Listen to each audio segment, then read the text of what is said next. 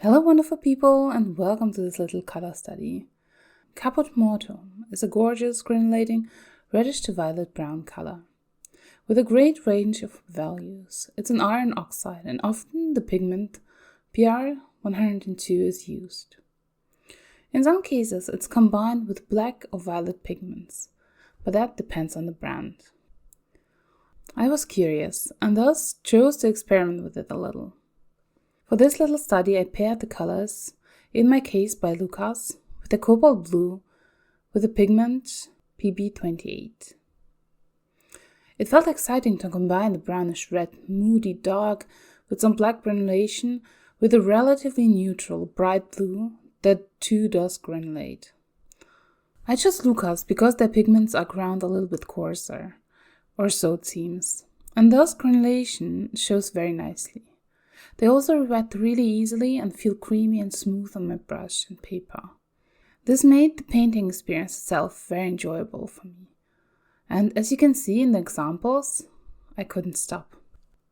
I've had another version of Caput Mortuum on my desk by Schminke, which is beautiful too. It contains a violet pigment and is a bit warmer, leaning more into red than the Lukas one. The mixes I receive from the pairing are gorgeous and muted. I get very soft purplish grays and deep blues, almost reminding of indanthrone blue, but granulating. The pigment separates strongly, showing a beautiful effect.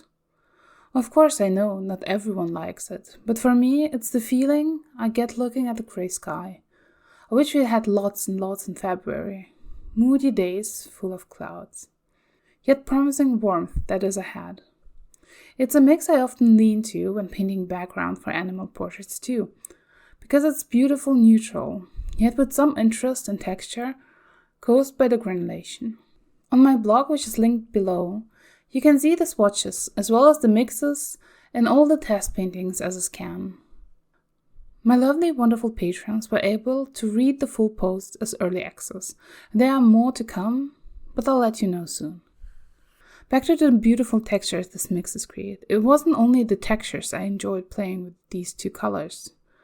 They give me a beautiful range of values too. I can go from the softest gray to almost black. And in its own, this very limited palette, this pair, is very versatile. The reddish hues of Caput Mortuum give you mixes warmth while still being a bit muted.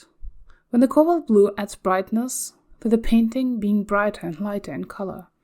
And while I went with very simple sketches to explore this limited palette, I also painted 2 cat portraits, adding only PY129 green gold for their eyes. I just loved the glow. It resulted in a set of 2 portraits for a friend, which you can watch me paint in this video. I actually like including the footage of actual painting to my videos, because it's what I personally like to watch too. To see how the paint and mixes actually behave on paper, for me this is invaluable information that I get to observe for myself, and I hope you enjoy the process too with me. I also am curious which other colors you would like to see me explore and build limited palettes with. It's a fun exercise and I would want to do this more on my channel and blog too. In addition, you can join the color study if you have Caput Mortuum in your palette, or any PR102 color. PR101 English Red works too. The mixes will be slightly warmer, but it will create a similar look and feel. Both red pigments are nicely earthy and show beautiful granulation from iron oxides. They're super enjoyable to use. And if you don't have a cobalt blue, you can try ultramarine instead. PB29 is a lovely granulating color, especially if you choose a French ultramarine, which seems to granulate more throughout most brands than their non-French companions. Of course, your mixes will vary a little, but you can play the same way I did with the replacements without investing. It will also give you an opportunity to get to know your palette better, and it's a valuable lesson to know your supplies and their possibilities. Overall, I'm very happy with what I've learned and will continue playing with my collection. I hope you'll stay for more videos on watercolors, gouache and everything around it.